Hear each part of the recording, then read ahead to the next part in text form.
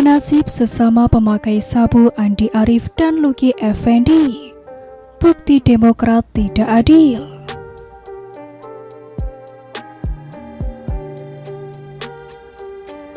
Jika ingin melihat beragam jenis manusia, lihatlah Partai Demokrat. Di sana koruptor banyak.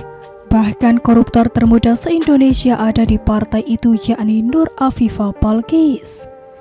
Kemudian di Partai Demokrat ada juga tukang selingkuh, tukang pukul pegawai restoran, tukang sawer biduan, tukang mengerahkan massa agar tidak diciduk KPK, hingga politisi digoreng dadakan 32 ribuan, yakni ketum partai itu sendiri, AHY.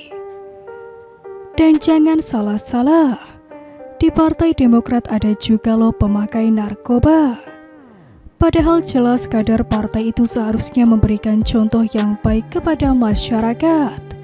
Mereka malah asik ngisap sabu.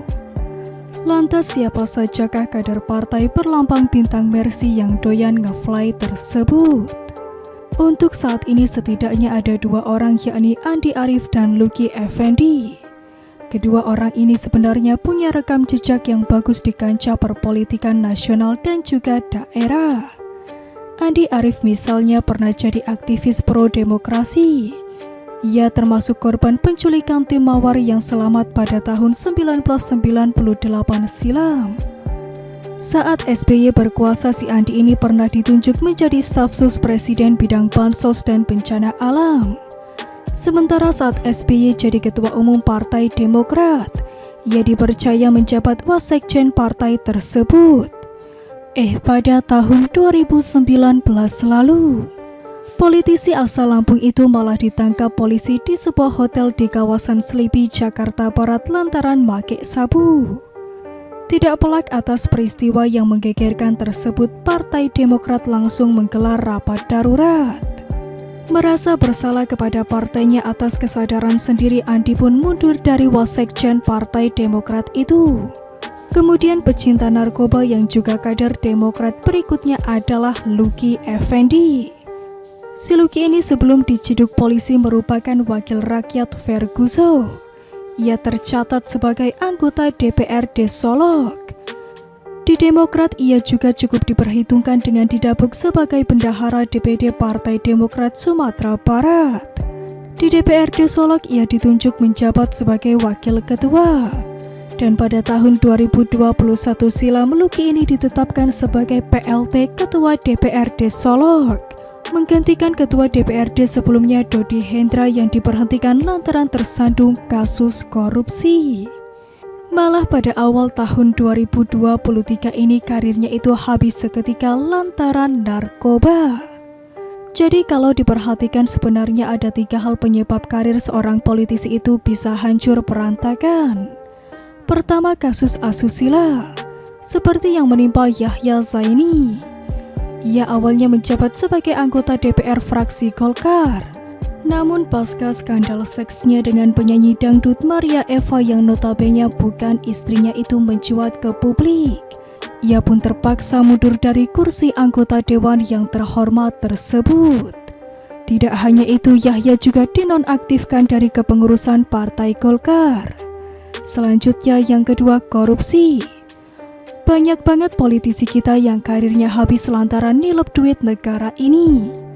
Bahkan seorang Anas Urbaningrum yang diprediksi akan jadi pemimpin masa depan lantaran pencapaiannya yang luar biasa itu, karirnya hancur seketika karena korupsi. Selanjutnya yang ketiga adalah narkoba. Sudah banyak politisi yang berhenti di tengah jalan lantaran tersandung kasus narkoba ini. Mulai dari Bupati Ogan Ilir, Ahmad Wazir Noviadi, anggota DPRD Maluku Tengah Syafi Boeng, hingga anggota DPRD Musirawas Fuad Nopriyadi. Hanya saja kalau diperhatikan, Andi Arief lebih beruntung daripada Luki Effendi. Kenapa demikian? Dia tidak dipecat dari Partai Demokrat, sedangkan Luki itu dipecat. Akibatnya Om Luki juga harus tersingkir dari kursi DPRD Solok.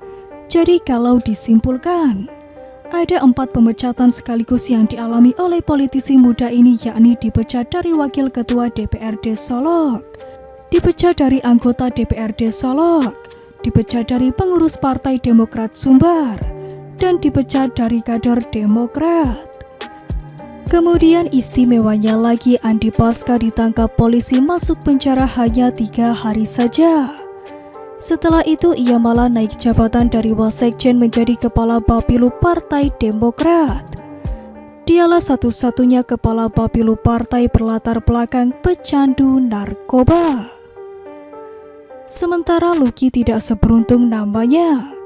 Ia kini mendekam di balik jeruji besi dengan status sebagai pengangguran dan juga tersangka. Cadas. Dari sini bisa kita lihat bagaimana perlakuan Partai Demokrat terhadap kadernya itu. Tidak adil banget, Ferguson. Seharusnya kalau yang satu pakai narkoba dipecat, maka yang lain yang pakai narkoba dipecat juga. Bukan malah diangkat menjadi Kepala Bapilu.